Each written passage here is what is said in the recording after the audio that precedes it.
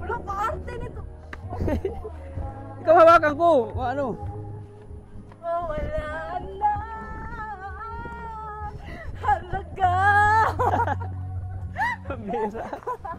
Kahit na wala yan ko. Grabe, may background pa. Oh, ako nahirapan ako. Siya kumakanta lang. Bira. Oh, may slide ka. May slide ka, di ba? Ay!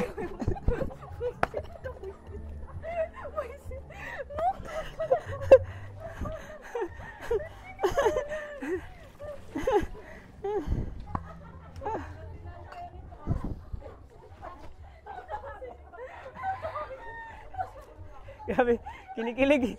Kinikilig yung cameraman ko.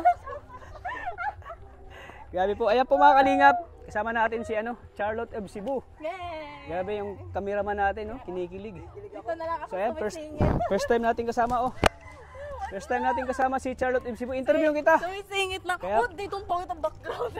Dito na kasi magabi na, oh. Wag dito. Kala mo ikaw lang mag-interview sa akin, ah. Dito. Saan, saan? Maghanap pa tayo ng magandang place. Yung makakaupo. Di kasi ako makakapag-isip pag pangit yung lugar. Ay. Sige, tara. So ayan po mga kalingap. Kasama natin si Charlotte of Cebu. Ayan, kasama natin sa pag-scout. Kanina po ay natin siya, inalalayan natin siya sa pababa dun sa pababa dun sa Lazada kasi madulas. Ayos ka. Ganyan tayo po mga kalingap. Gentleman tayo. Gentleman. Ayan, mamaya po ay interview natin siya about sa life niya. About sa personal background. Of course, I'm excited for that. Ayan. Kasi lagi na lang siyang nag-interview sa akin. Lagi na lang siyang naghahanap buhay. Ngayon ako naman ang maghahanap buhay sa kanya. Yeah, tama. Kasi ngayon po, sa channel mo na ni Kalingap Tata, hindi ako mapapanood. Ayan. Excited na ako sa mga ibabato mong tanong. Ano ba ba itong tanong? Ako ay magtatanong sa'yo. Kaya na-excited na ako sa ibabato mong tanong. Ganun ba? Maigay kasi ang tricycle sa sakin natin eh. Sobrang excited ko kasi na iba yung pag-narinig ko eh. Excited ka? Excited ako eh. Para saan? Na-interview ko sa'yo. Okay. Itatanong ko sa'yo mamaya yung mga naranasan ko. Ano mga experience ko sa buhay. Ano nangyayari sa buhay mo. Kung ano yung pinakamahirap na pinagdadaan. Huwag mo na sabihin lahat. Sarado ka na ma-excite ako mamaya. Oh, yan. Sige po mamaya. Samahan nyo kami mamaya sa aking interview kay Carlo. So yun, alam mo na yan. Sinasakyan ko. Oh yeah, sure. Hindi ka naman maarte. Hindi naman. Tingin mo maarte ba ako? So ngayon, alam mo na pag nag-scout ako eh, ito gamit yung motor. Oh yeah. Tricycle. Yes. So, First time ko mag-scout na naka-tricycle. first time mo? Ano masabi mo na tricycle yung sinasakyan ko? Masaya kasi magkatikit tayo. Grabe yung mga sagot mo ah. Masaya ka dahil magkatabi tayo. Yeah. Magkatikit pa. At kanina pagpunta natin, talagang sobrang mula no? Oh yeah. Siyempre masaya ako na kasama kita sa pagpa-vlog ko. Sa kasama ko Charlotte of Cebu. At kahit na paano, yung experience sa akin to. Isa rin palang Bisaya. Sana ay ito yung ano natin, unang magkasama sa Sana hindi ito channel muna ko. ang huli.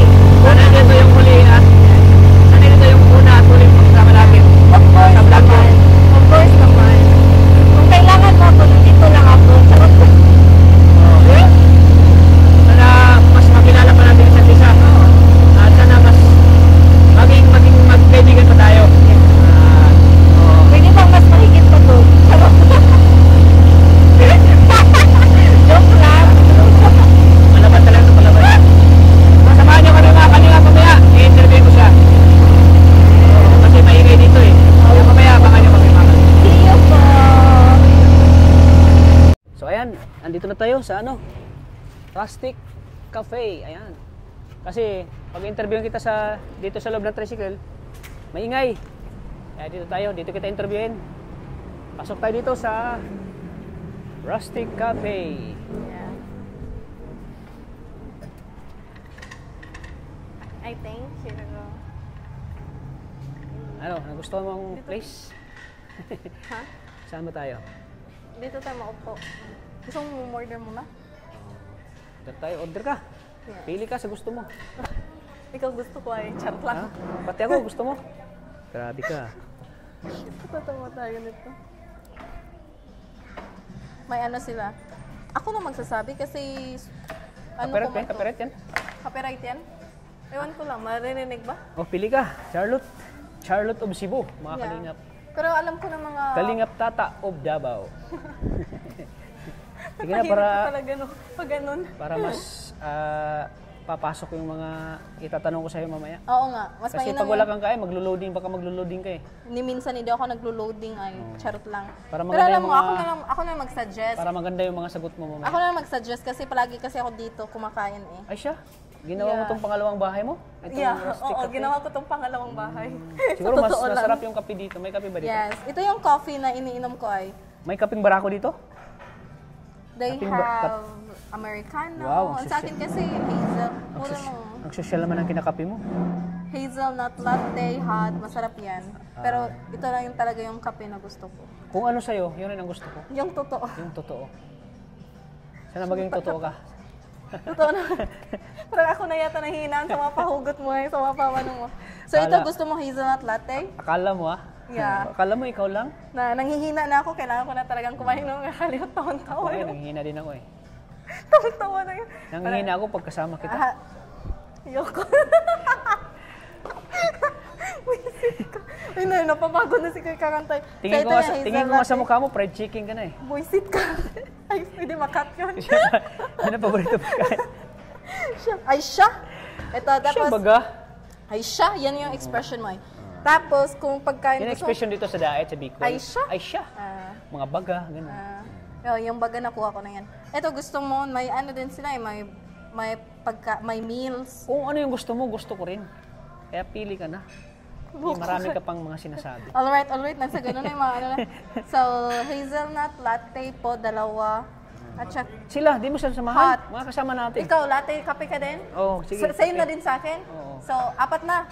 Apat na hazel latte hot. And then, gusto mo talaga yung paborito kong pagkain, yung gusto mong matikman? Anong matikman? This one, beef tapa. Ito kasi yung paborito ko dito sa cafe Sige, na to. Beef So, tapa. Protein dalawang, yan. available, yung beef tapa nyo, yung nasa bowl lang. Yun lang ba? Or na yung, available na ba yung plate? Gusto ko rin matikman yung, Yung plate? yung sa'yo. Huy! Yung pagmamahal mo. Hindi. Ayos ka dyan. Saglit lang sa Di yung ko nga beef tapa na. Di ko pa nga yung sa'yo. Yung pagmamahal mo sa'yo. Ah, ito? Ay, Bira ka. egg. Ayun na lang, 2. And then, sa inyo, gusto niyo manok? Chicken? Gusto mo chicken or beef? Pili mo sila, baka din nila gusto ng beef. Yeah. Ano mo? Tanongin mo sa... Ha? Tapa na lang? Tapa na lang, tapa. lahat? 4 tayo? Uy, kakain si Maria Ligaya? Busog siya? Ano, hindi pa pakainin yun. Ah, kaya nga. Kasi Pero galing yan sa kainan ay. Madayit mo yan. Tingnan mo, katawan yan. Di mo pakainin ang katawan niya, no? Baka mamamayat 4 yan. na... Ay, dito. 5. 5? O 5. Kasali yung anak Kasi mo. may ano din sila eh. Masarap kasi itong buffalo wings. So ano na lang, buffalo wings, tas 3 tapa. 2 buffalo wings, mild spicy, and then 3 beef tapa. So ayan po mga kalingap at naka-order na po si Charlotte of Cebu. Mamaya po Ito ay po, buffalo interview wings. natin siya mamaya. 2.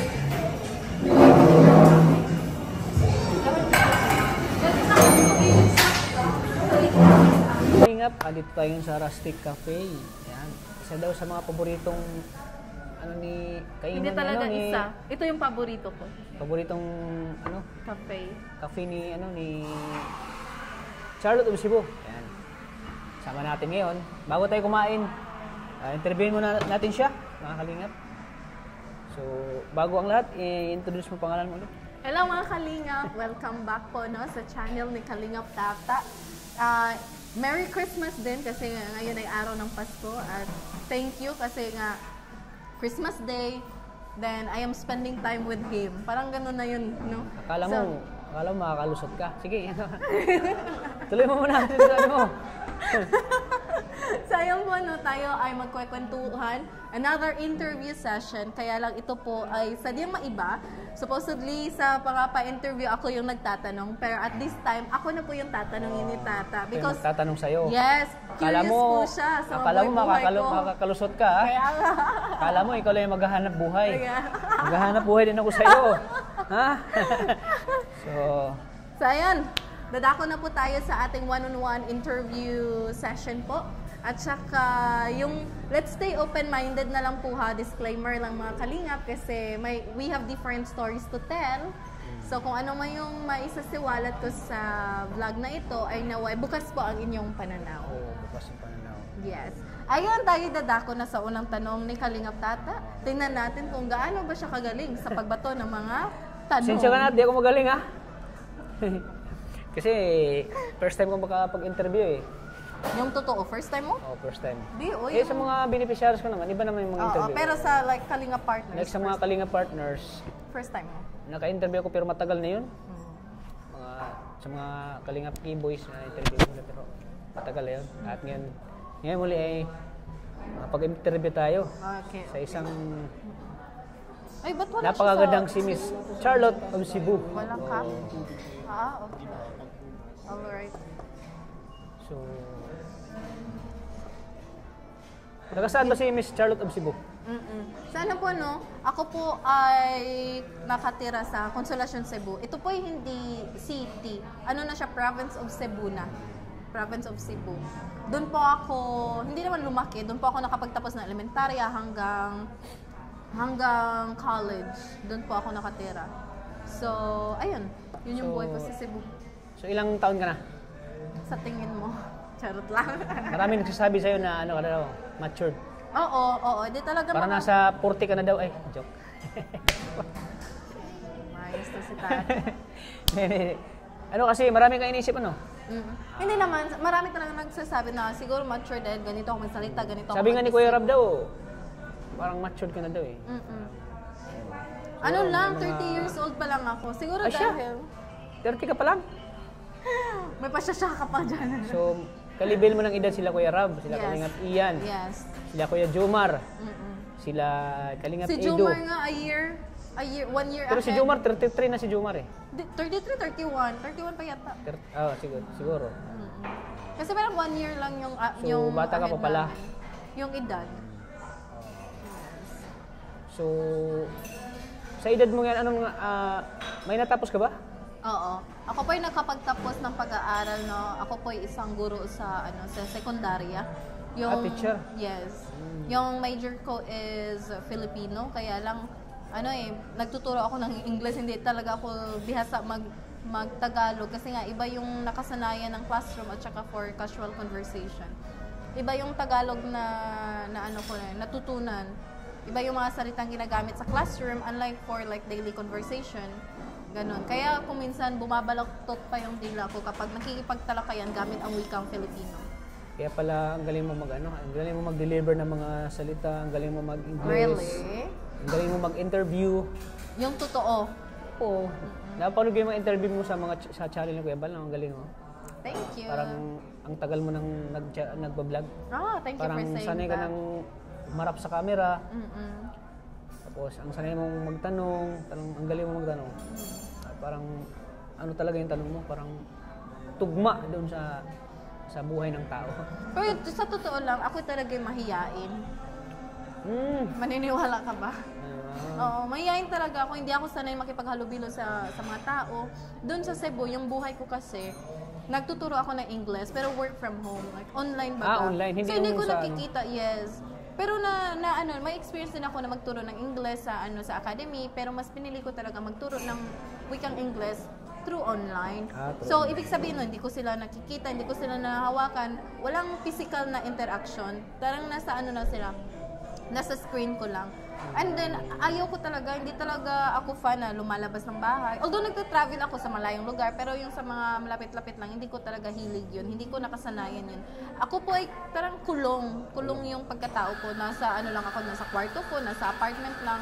Hindi ako ganong lumalabas. Dahil nga, wala din akong gaanong mga kaibigan. Pero nung dumating na talaga ako dito sa ating Kalingap, ang laki talaga ng pinagbago. Kasi una sa lahat, kailangan mong makipaghalubilo. Yun, kailangan marunong kang makisalamuha sa kanila. Makisama. Yes, makisama. Which is, hindi po siya sa personality ko baga. So dito talaga, unang week ko dito, hanggang umabot ng isang buwan, ay napakahirap. Bakit? Halos gabi-gabi ako umiiyak. Tinatanong ganun ko sa sarili ko kung nababagay ba ako sa ganitong klaseng trabaho? Kasi iba yung ano mo eh. Kaya ko ba? Yung mga expectation ng tao, then nababash pa ako kasi nga hindi ako bihasa magsalita ng wikang Filipino. Kasi iba yung linya, no? Oo, linya mo talaga yung maging teacher. Oo, ay hindi ko talaga pinangarap maging isang Hindi vlogger. mo pinangarap maging isang vlogger? Hindi, never talaga. Never Sino bang kong nag-ano sa'yo? pinangarap. Sino bang nagpurso sa'yo na maging isang vlogger? Si mama, dahil si mama naman yun may gustong maging vlogger, kaya lang hindi tinanggap ni Kuya Val dahil nga matanda na. Nung nakita ko ni Kuya Val, ewan ko lang na hindi man kami Ilan taon na pala si mama mo? Yung mama ko na siya 55. Ah, okay. And then sinabi ni Kuya Val, bakit daw hindi ko i-try? So sabi ko, itatry ko. So doon pala kayo nagkita ni Kuya Val sa sa Cebu. Kaya nung nagustuhan niya ako, sinabak na agad ako yung sa pag-scout. Ako yung nag-interview nung kang Nanay Remy. Pinasok niya agad ako. And then, walang turo yun. Paano ka nakapunta ng Daet? Sino Si Kuya Val nag-invite. Sinama ka na niya dito? Hindi pa. Nung bumalik sila dito, nag-message siya na ito, gagawa ka na ng channel. Siya mismo gumawa ng channel ko. Siya mismo? Siya mismo. Si Kuya Val mismo yung tumulong sa'yo? Binigay na niya, ito yung channel, siya nag-promote. That time, hindi pa talaga nagsising in sa isip ko na magiging vlogger na ako, na may channel na ako. Wala pa, hindi ko. And then, one day, sabi niya, kailangan mo nang pumunta dito kasi may reunion, ang Matubang, kailangan ma-expose ka na, ganito, ganyan. So, pumayag lang ako. Sabi ko sa kanya, ito try ko lang kasi nga, hindi ko pa alam at hindi ko pa ramdam na magiging vlogger na ako baga. Nung dumating na ako dito or papunta pa lang, di talaga ako makapag-isip ng maayos kasi enjoy ako manonood ng mga YouTube channel ng mga sikat na mga vloggers, pero never ko in-expect na magiging isa na ako sa kanila, like magbablog, magkikita sa harap ng camera, ganito, ganyan. Nung dumating na ako dito, talagang na-overwhelmed ako. Lalo na nung reunion, lahat na nakikita ko, vlogger, lahat ng galaw may camera. Like, oh my God, di ko talaga kaya to. Hiyang-hiya talaga ko. And lahat sila magaling magsalita. Lalong-lalo na yung mga pinsan ko baga, sikat pa. So, parang naaano talaga ako na nakaka-pressure. Yan. O, diba? Isang tanong mo lang, dami ko lang sagot. Pero may ano kayo nila Kuya Val, kumbaga sa relatives mo ba siya? Kano naman si Kuya Val? Side ko siya sa Santos. Sa Santos. Hindi ako Matubang. Pero sa Santos kayo magkadugo? Oo, sa Santos, sa side sa Santos. Kaya katinglungan ni Kuya Val kasi... Oo. Kaya niya pinasok, siguro may nakita din siyang potential dahil nga napag-alaman niya na teacher ako, kaya yung trinay niya siguro, sa isip ni Kuya Val, ito magaling yata itong mag-vlog kasi teacher eh. Yan. Marunong Siguro. sa mga Siguro, gano'n. in terms sa vlogging, sa pagtatanong, gano'n, sa mga So ngayon, hindi ko inaakala na umabot na ako ng bukas. Bukas na ako magti 3 months sa Daet. Magti-3 months ka dito sa Daet. Yeah. So magti-3 months na rin yung vlogger mo sa Kalingap. Parang gano'n na nga. Parang gano'n na nga talaga. Ang una talaga nagsumikap ng channel ko, walang iba kundi si Kuya Val. Si Kuya Val doon talaga. na monetize na, saka ko na, nag-focus na ako doon. And then hindi ko ba, doon na pumasok yung Biralot, yung gano'n. Then nagiging co-host na ako sa channel ni Kuya Val. Ngayon mas lalo na ako nakikilala dahil ako na nag-i-interview ng mga beneficiaries niya. Nag-field na din ako. Na ako na lang, hindi na siya kasama. So, yun yung dahilan bakit kung minsan, yung mukha ko talagang nasa channel na ni Kuya Val. Nababash din ako doon, sa totoo lang. Dahil di ko naman siyempre, ginagawa ni Kuya Val para matulungan din yung channel mo. Kumbaga, exposure yan sa'yo para ma-promote like, we are both working yung channel or helping each other talaga yun. Si Kuya Val, tinulungan niya ako na sa ganun ma-promote yung channel ko. In my case, din tinulungan ko din si Kuya Val dahil may edad na din siya at marami din siyang ginagawa. So, parang dun din. Parang nagtutulungan lang kami.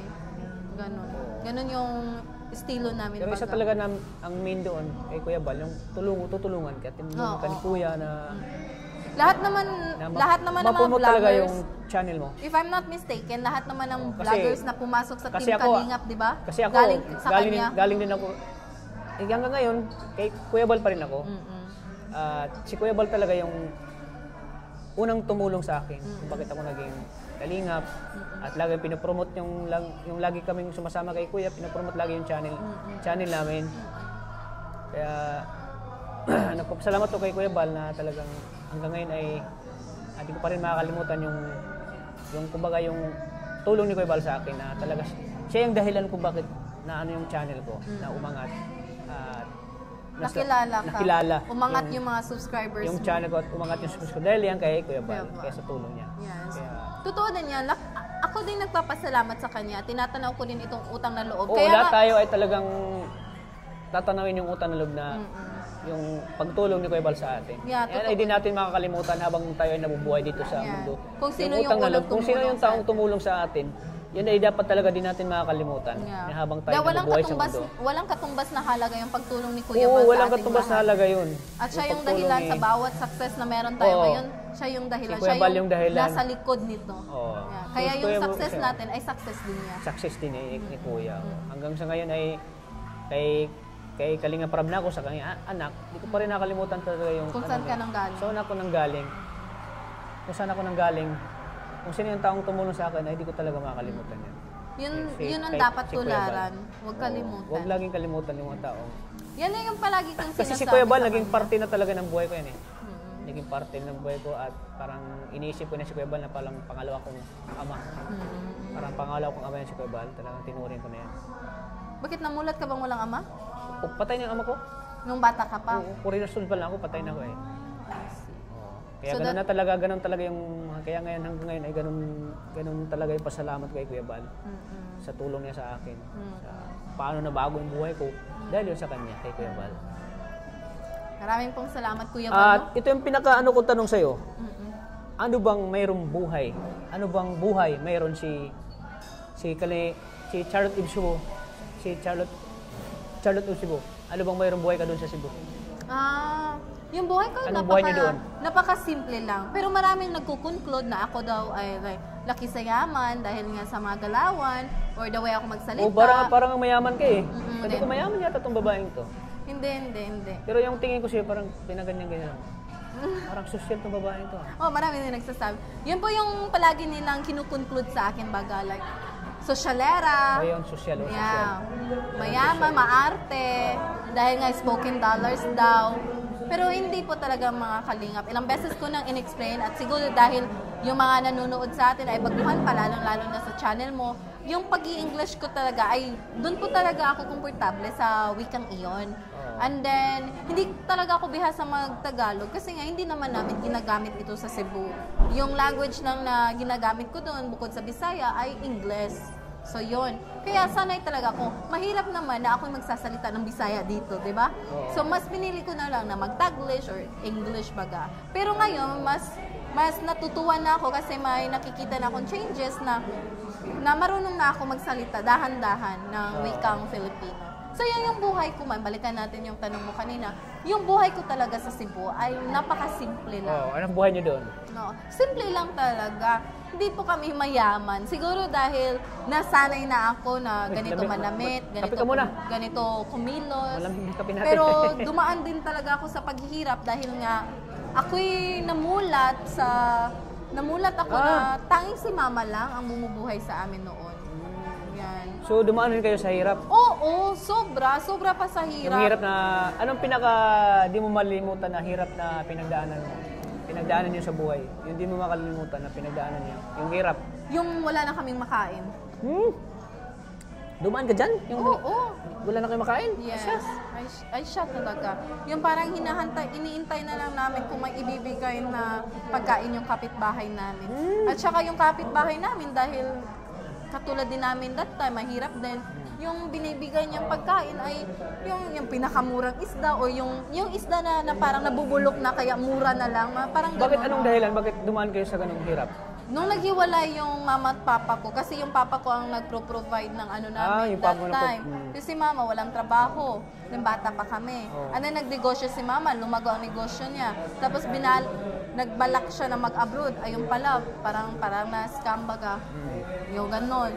So yung business ni mama ay talagang lumagapak. So doon talaga na ang hirap talaga namin. Dumanas talaga sa may hirap na yung ulam na lang namin, yung naranasan mo ba, kanin, tapos asukal and tubig. Ganun? Naranasan mo yan? Oo, sobra. Kawawa pala yung kalagayan ng mga kalina. Kaya wala sigurong maniniwala dahil ganito na hitsura ko. Kaya ako di ako naniwala eh. Yeah. Kaya nalaman ko na ganun pala yung kung hindi kalagayan toyo, na yun. kanin, toyo, ganon.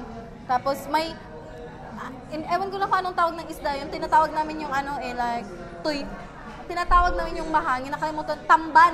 Tamban. Yes. Di ba yung tamban, nagiging mura yan pag nabubulok na, pag hindi na ibenta. Parang yung kilo, 20 pesos na lang, inaantay namin yan. Ay, inantay nyo na magmura. Oo. Kasi yun lang ang kayang i-afford na 20 pesos na ganun. Yung pula-pula na ang mata, yung parang durug-durug na yung isda na yun. Talagang namin. Kaya, sa tuwing nakikita kong isda na yon, sa tuwing kinakain ko yun, parang nagbabalik tanaw kung gaano kami kahirap noon. Bumalik tanaw yun. Yeah, kung gaano kami kahirap. Napakahirap. Kaya pinangako ko talaga sa sarili ko na hindi ako papayag na magiging ganyan ang buhay ko forever. Kaya talagang nagpursige ako sa pag-aaral. Hindi madali yung mag-aral ng kolehiyo kasi nga napakahirap, napaka-challenging. So, pinagtapos ko talaga. So, nung nag-aral ka ng kolehiyo, sino nagpo-provide doon? Sino nang gumagastos sa pag-aaral mo? Yung mama ko, nakapagtrabaho na siya. Nung nakapagtrabaho na yung mama? Nakapagtrabaho na mama ko. And then ako din ay sumisingit sa pag-working. Nag-working student ka? Hindi naman totally full-time working student. Yung may teacher, makikisay ako, ma'am, wala bang pa-check na paper dyan? Yung bibigyan lang ako allowance. Ganun ba? Oo. Pag absent sila o hindi makapasok sa klase, nagiging substitute teacher ako na, bigyan mo ng mga examen or ganito, task ang mga estudyante, ikaw mag-instruct doon. Para bigyan lang ako, kumikita ako ng 100 sa isang araw, yun pong ginagawa kong Then sa tulong din ng mga pinsan ni mama, yung tito ko, nagbibigay may nag-aalala sa inyo. Parang ang daming nagdo-donate baga, para lang makapagtapos ako ng pag-aaral. Tapos nagpursige din ako, nagiging working student yung kamag-anak namin, may store siya, nagiging tendera ako doon. Yun, nang sa ganun, kahit paano ay may konting allowance. Kahit pala nag-aaral ka doon, dumidiskarte ka pa rin? Dumidiskarte talaga ako kasi hindi madali yung nasa pribadong universidad pa ako nag-aaral. Public or private ka nag-aaral? Private, University of Cebu. In terms of private, pag sabihin mo natin private, mahal yun, di ba? Oo. So, paano kakayanin yun ni mama mo? Din single mom pa. Nagre-renta pa kami. Yung mga pangangailangan namin sa pang-araw-araw, yung pagkain. Si mama lahat nag-provide. So, dumiskarte talaga ako. Sino yung mga kakilala namin, yung kapitbahay namin, may sari-sari store, nakikiano ako, pwede ba ako magbantay? Bigyan lang ako ng pang-allowance or pang-baon. Okay na sa akin yun. Doon talaga. Kaya lumaki din ako sa pagiging tendera. Nagtitinda ka rin, nagtindera ka. Sa sa mga test paper, ako nag-check, lalo na pagkatapos ng exam, kailangan ng mga assistant yung mga teacher, nakikisuyo talaga ako. So, diskarte talaga para mabuhay. Alam mo naman dito sa mundo natin, gaano man kahirap, pag marunong ka lang sa buhay, madiskarte ka lang, mabubuhay ka. Pag may tiyaga ka lang, at saka palagi mong iniisip yung goal mo. Yung goal mo. At saka yung buhay na meron ka. At lagi mong isipin yung hirap na pinagdaanan mo. Diyan ka last maging ma-motivate kasi. Diyan ka huhugot ng lakas. Huhugot ng lakas pag yung mga hirap na pinagdaanan mo ay gusto mong mabago. Doon ka kumukuha ng lakas. Yes, totoo talaga. Sa hirap na pinagdaanan natin. So yun po yung istorya ko noon. Yun po yung walang nakakatanong sa akin ito. Ngayon ko lang to isiniwalat sa lahat. May mga nagtatanong sa buhay ko pero Ngayon mo lang ba sinabi ngayon sa interview ko sa'yo? Hindi yung napaka-deep, hindi yung nagbalik tanong ko ano talaga yung buhay ko dati. First time ko talagang sinishare ang buhay na meron ako dati. And maniwala po kayo, hindi pa ako gumagawa. Kasi nga, ang ilan kasi parang mahirap na paniwalaan. May time ba na naluha ka dahil sa hirap ng gano'n? Oo naman. Lalong-lalo na, ito talaga yung darkest story na hanggang ngayon pag naaalala ko ay may kirot pa. Nung saksi kasi ako sa hiwalayan ng parents ko. I was 5 years old pa yata that time na binuhusan kami ng gas, tulog kami. Ang papa mo? Bakit? I don't know kung lasing ba siya that time. Tulog kami, nasa sahig lang kami. Binuhusan talaga kami ng gas. Kasi Kaya na kayong sunugin? Yeah. Oo. Kasama yung mama ko tsaka yung kapatid ko. So parang when it comes to sa relationship ay parang pag nagpa-flashback na hindi ko na kaya. Bakit nagawa niyo yung ganun? Hindi ko din alam, siguro dahil may mga problema sila mag-asawa. Namulat ako sa murang edad na binubugbog yung mama ko. Ay, siya? Yeah. Umiyak yung mama ko. Saksi talaga ako. Kaya nung nakita ko yung papa ko, na pagkatapos nung nakapagtapos na ako, binisita ko talaga siya. Pinuntahan ko siya sa lugar niya kasi gusto kong malaman kung ako ba'y kulang sa pagmamahal ng isang ama. Kasi parang ramdam ko that time na I was empty. Parang naghahanap ako ng pagmamahal na hindi ko alam kung pinupuno ng pagmamahal. Yung mama ko kasi talagang grabe yung effort niya para may paramdam sa amin na mahal niya kami. Pero hindi ako mabuo. May ganon. So talagang lumipad ako dun sa Mindanao. Nagstay talaga ako sa papa ko. Doon ko talaga dinamdam kung ako ba'y kulang sa pagmamahal ng isang ama. Dahil nga doon 7 years old pa lang ako nang umalis siya sa bahay. Pero napagtanto ko, hindi naman pala. And then nung nakausap ko yung papa ko, parang hindi niya inaamin na nagawa niya yon. Parang pinaprangka ko siya baga, na nakikita ko yung mga ginawa niya Sinasabi sa mama mo sa ko. kanya na bakit nagawa mo yan? Bakit nagawa mo sa amin noon pero pa? palagi niyang sagot sa akin ay kung pwede kalimutan na. Kalimutan ang bagay na nangyari. Kasi siya mismo daw ganon. So, after ng nung interaction ko sa papa ko, yung oras na binigay ko sa kanya, I conclude na hindi pala ako kulang sa pagmamahal ng papa ko. Parang nakapag-move on ako, pero yung trauma nandun pa din. Kaya nga pinangako ko talaga sa sarili ko na walang lalaki ang pwedeng manakit sa akin. Pero nasaktan na din ako physically ng isang lalaki. Walang lalaking pwedeng manakit sa'yo, pero nasaktan din. May nangyari din. May nangyari incident. na. Oo. Pero that time, may nangyari na may nanakit na sa puso mo. physical din. Physical sino? Like violence. Hindi ko na lang sasambitin, pero ito na lang, nangyari din siya sa buhay ko. Kaya nga, mas lalo akong tumatag. Nung nasaktan ako, talagang umadon din ako. Like, nag-rest back baga. Kasi sabi ko, ayokong maging katulad ng mama ko. So, I'm not really into violence. Kaya natu-turn off ako sa mga lalaki na violente at saka yung pasigaw. Yung sinisigawan ka sa kahit kaunting galaw mo lang. Dahil may trauma ako sa papa ko. Ilang beses niya sinigawan yung mama ko. Ayaw mong magkaroon ng ganun. Ayaw mong And maranasan yung naranasan na ng mama mo. And maniwala ka man sa hindi, yung buhay ko dati, naging ang laki ng epekto sa mental health ko. Yung sa mental health. Kaya kung naririnig mo kung minsan sa mga pa-joke nilang Nathan, ako ay Lucky, kung hindi mo man naririnig yan, may mga pa-joke yan sila na si Charlotte Lucky. Totoo yan.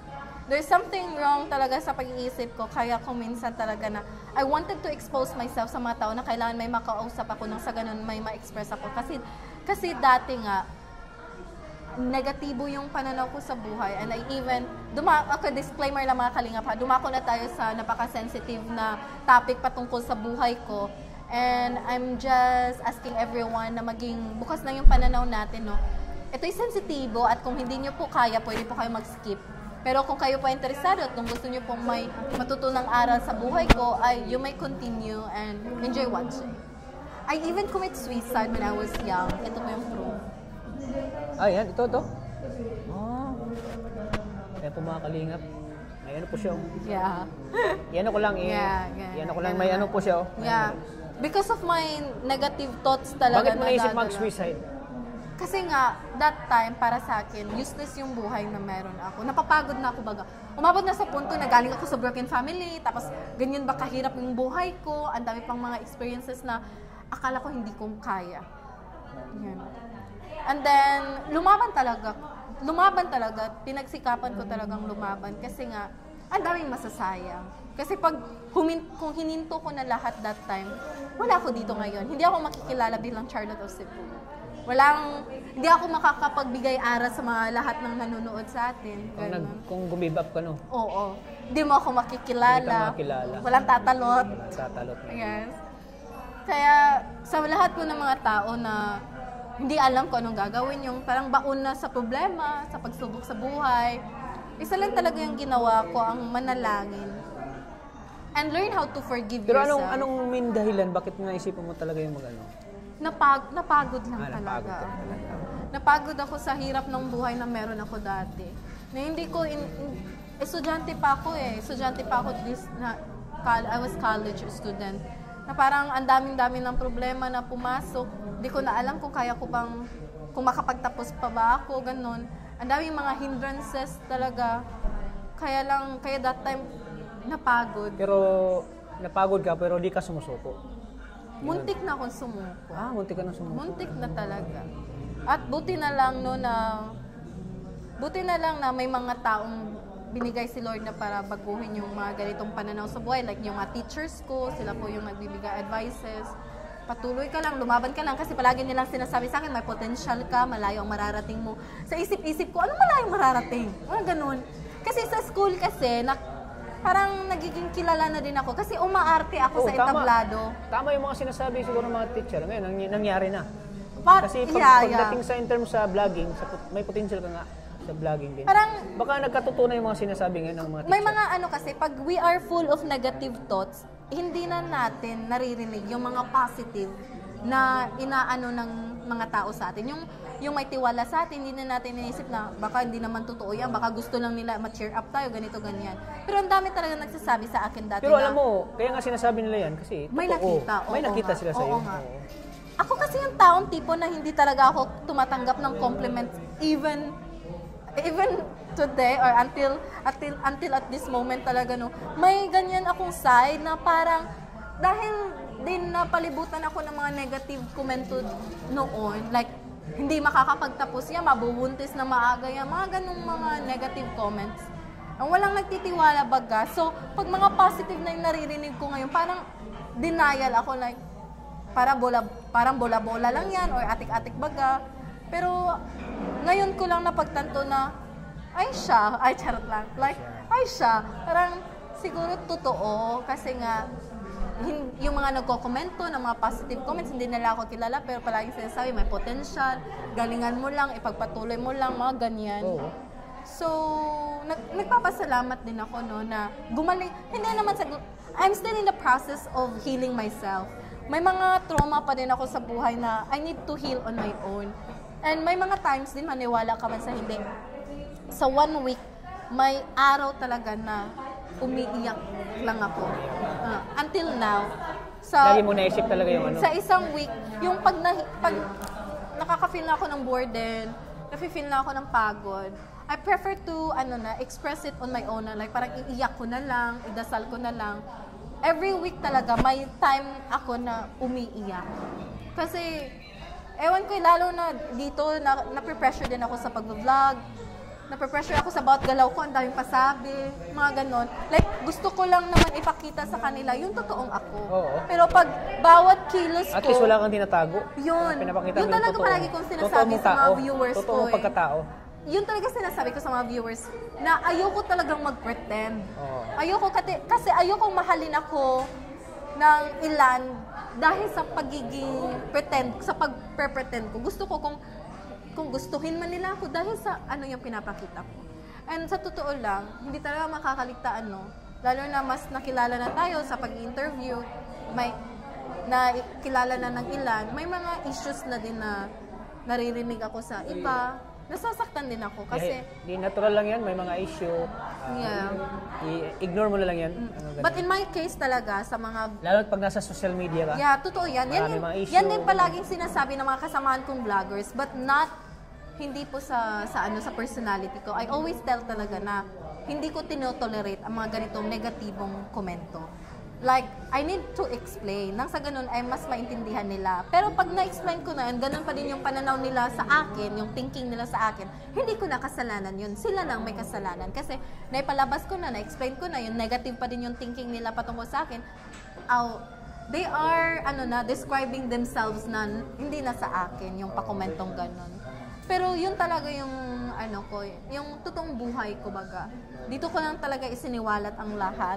This is like 50% of my story ay na-share shinare ko na dito. So, itong last question ko na ito. Oh, last na, kawawa ka naman. Medyo Last. mahaba-haba na ito natin. Namanghihinaan ang loob yung interview Mahaba ko. yung interview at kumbaga conversation natin. Pero, Itong last tanong ko sa iyo. Sa edad mong 30, naranasan mo bang magmahal ng sobra? ay, oo. Sobra talaga. Nung nabigo ako at inisip ko na wala na sigurong lalaking magmamahal sa akin, umabot talaga ako sa punto na nawala yung self-confidence ko, nawala yung tiwala sa sarili ko. Dumating din sa punto na ayaw ko nang manalamin. Kasi parang nasusuka ako. Parang kinamumuhian ko yung sarili ko. Pwede mong i-share mo sa amin kung sino yung lalaki yan? Ano siya, year 2018 yung minahal ko ang taong yon. Siya lang nagparamdam sa akin kung gaano ako kahalaga, gaano ako kaimportante. At saka siya lang yung parang binuo niya ako baga. Pero yun talaga pag sobra yung pagmamahal mo sa isang tao, pag ito'y mawala ay doble-doble yung sakit. Doble yung sakit. Oo. And even up till now, may mga chances din na bigla ko siyang naaalala at nandun pa yung kirot at sakit. Like, hanggang ngayon pa rin lagi mo pa rin kasi ang laki ng impact niya sa buhay ko. At siya din ang dahilan kung ba't ako biglang nag-asawa. Yeah. And then I regret for doing that.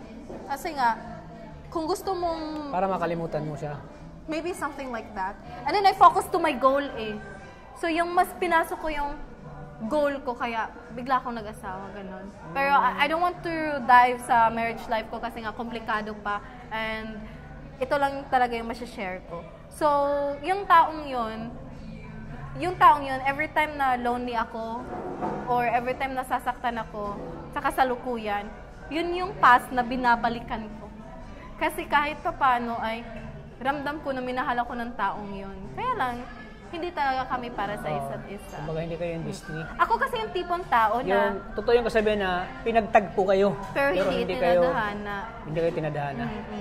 But you must learn something from that, from that experience. And sa akin naman, hindi talaga ako nag-regret kasi kahit papano ay naging masaya talaga ako. And wala akong sama ng loob sa kanya, wala akong galit. Bagkus ako'y nagpapasalamat kasi ang daming pinagbago nung nawala siya. Kasi doon ako humuhugot ng lakas. Pinagpapasalamat mo na lang na kumbaga naging parte lang siya sa buhay. Yes. And then, ang dami kong natuklasan patungkol sa sarili ko na matatag, may ano din pala ako, may natatagong lakas baga. And that's the reason why I am here. Yun. So, kung patungkol man sa buhay pag-ibig ko, masasabi ko talaga na ako'y hindi pa maswerte. Hindi pa maswerte. Wala pa talaga yung tao na para sa akin. Tao para sa'yo. At kung wala man, it's okay. Magmamahal sa'yo ng buong buo. Yeah.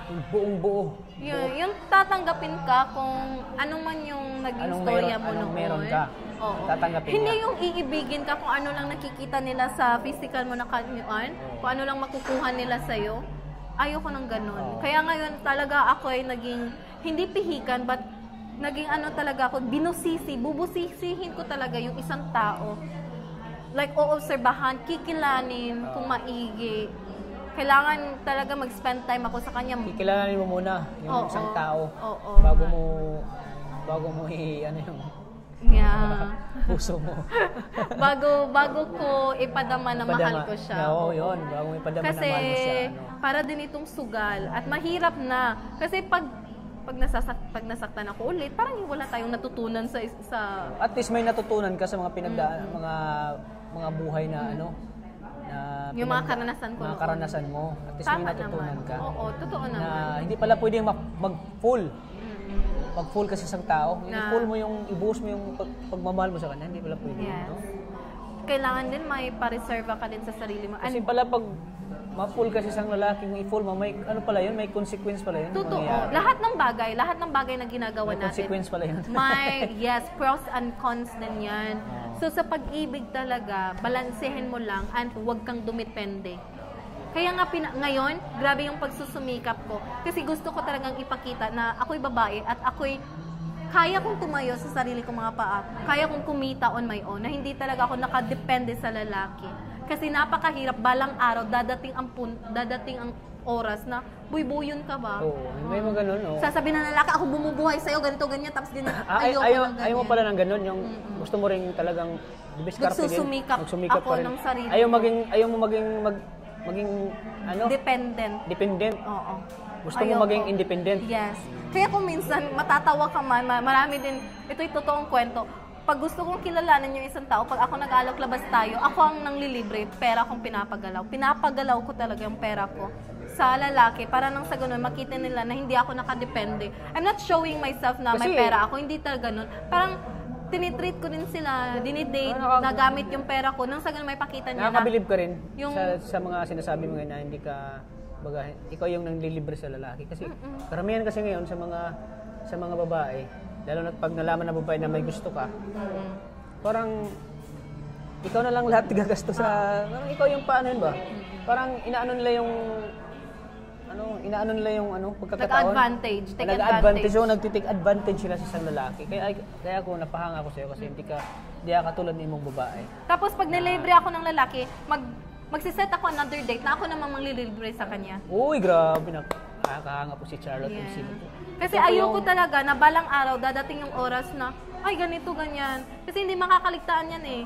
Iba yung usapin pag sa pera. Kaya nga talagang doble yung sikap ko. Ako pa yung nagtuturo ng English online, may another income yan. And then dito pinasok ang pag-vlog, another income din. So gusto ko talaga na yung bawat kilos ko mag-generate ng income. Pero ayoko naman like sobrang yumaman, no? Ang sa akin lang naman ay marunong akong tumayo sa sarili kong mga paa. At hindi lang sarili ko ang binubuhay ko. Ako yung sumusuporta din sa pamilya ko, like sa mama ko, tsaka sa kapatid ko. Ganun talaga. Kaya ngayon talaga nagsusumikap ako na parang mas mag-grow ako financial. Yung buhay mo at buhay ko parang pareho lang. Pareho lang eh. At puro tayo Bisaya. At puro tayong nagsusumikap. Kaya tayo pumunta dito sa diet dahil gusto natin na paano natin. Yeah, yun. Gusto natin na matupad yung pangarap natin. Totoo. At saka yung pangarap natin, hindi matutupad yan kung wala tayong ginagawang kilos. Kung nangangarap lang tayo sa hangin, kung hindi tayo nag-pursue, hindi tayo kumilos, ay wala talagang pagbabago. Walang mangyayari. Kaya yun talaga yung sinabi ko. The reason why I am here po dito sa Dait is magtrabaho at hindi lumandi. Kasi people, they have this misconception na kapag nakikipagkaibigan sa lalaki, lumalandi na. Ang iba kasi, hindi nila alam yung ugali mo. At nakita nila yung panglabas lang. Yung panglabas, yung galaw mo, kaya masyadong advance sila na, ay, ganito pala siya. Pero hindi nila alam pala yung pagkatao mo. Ay, marami na nagsasabi na liberated daw, the way I dress. Pero totoo naman. The way ka sa kilos mo yung ganun, the way ka sa kilos, the way ka mananalita. Oo, yung liberated talaga. Pero pag yung nalaman pala, pag alam na pala nila yung totoong pagkatao, yan nila manala, ay, hindi pala ganyan si Charlotte. So this is a good chance na din nang makilala ako ng ilan. Oo.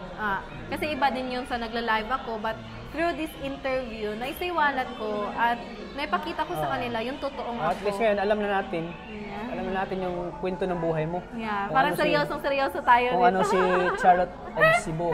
At ngayon ay congratulations dahil isa ka na sa talagang matawag natin na sa Kalingap.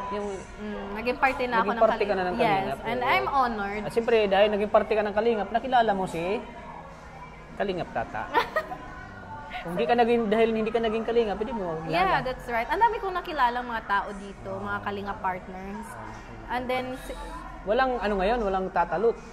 That's true. So... masaya din ako na nakilala kita. At siyempre, hindi lang ito yung natin.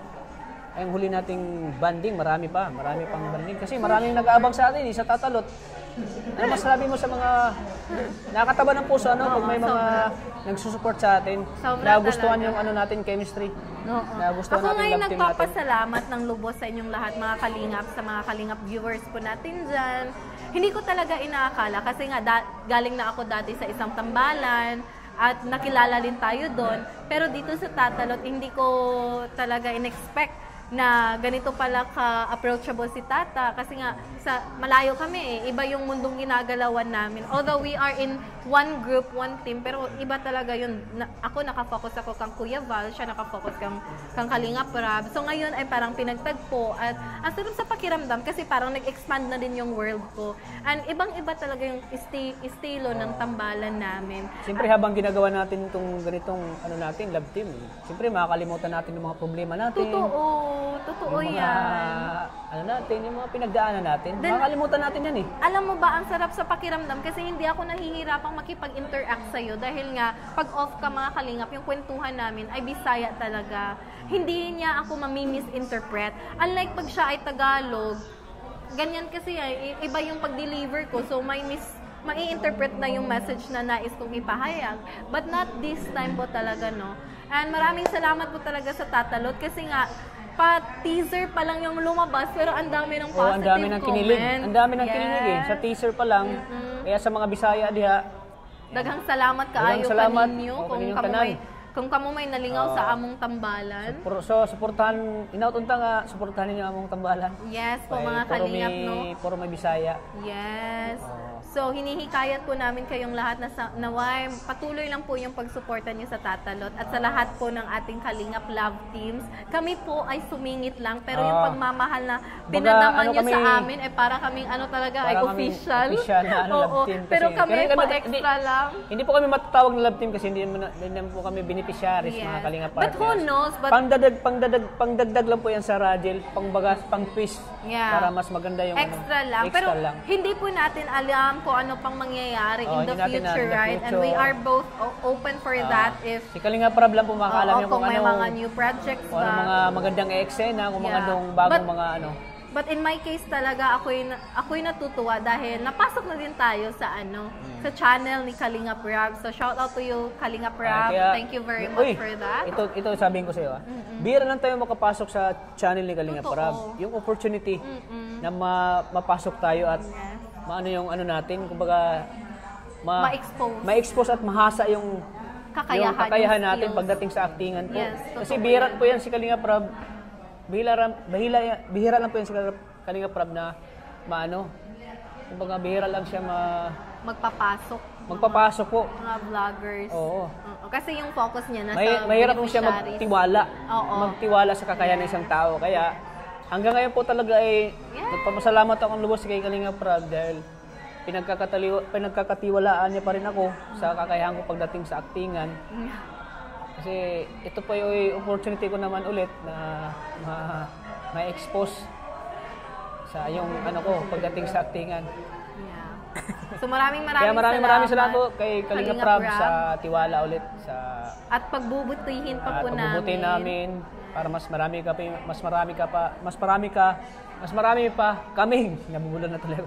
Mas marami pa kaming mapapasayang mga tao, especially sa mga OFW na nasa ibang bansa na ang tanging libangan lang na ipanunood. Yes, that's right. Anti-stress nilang panunood po ng Love Team. So maraming salamat po talaga sa lahat ng ating mga OFWs dyan. Naway mag-ingat po kayo. Na laging sumusuporta sa salamat sa walang sawa yung pagmamahal at suporta po sa Kasi yung libangan lang nila, yung panonood ng Love Team. Lahat po ng Love Teams ni Kalinga Prab ay talagang pinapanood nila yan. Libangan na talaga nila yan. Kasi hindi basta-basta yung buhay sa ibang bansa. Mahirap talaga. Naranasan mo na ba magtrabaho sa ibang bansa? Hindi pa naman, pero madami na nag-share sa akin ng mga OFW na mahirap talaga. Totoo yan. Ang hirap mabuhay na mahirap talaga pag nawalay ka sa pamilya mo. Mapalayo ka sa pamilya mo. Yes. Malayo ka, mahirap yun.